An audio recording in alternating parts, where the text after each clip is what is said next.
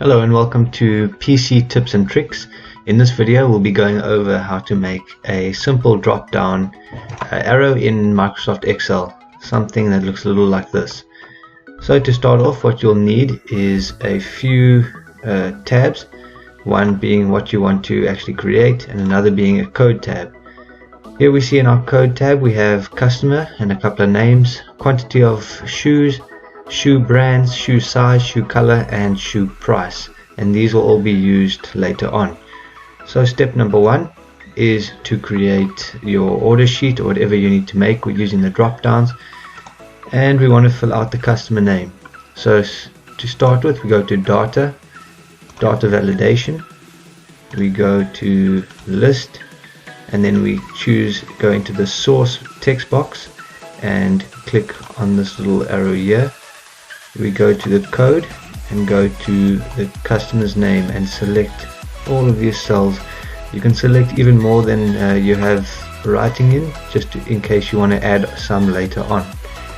And we click OK.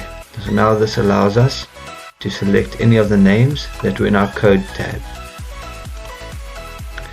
And we do the same thing for quantity. So we select the cells that we want the drop down arrow.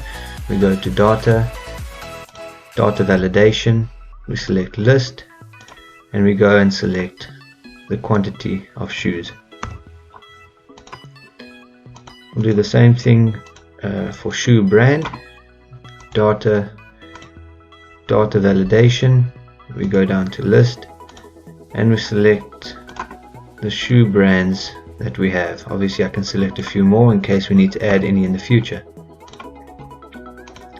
And I've just done the same thing for shoe size, shoe color, as well as price as well.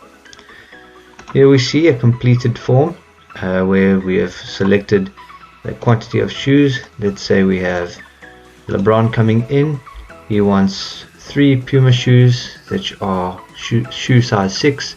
He wants them red, and we just fill in the price. And below we can fill out a final row that includes a total price using a simple sum formula up here.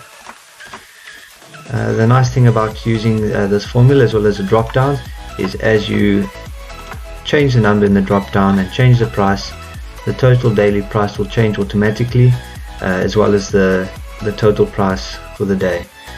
Thanks for watching, and we hope you enjoyed.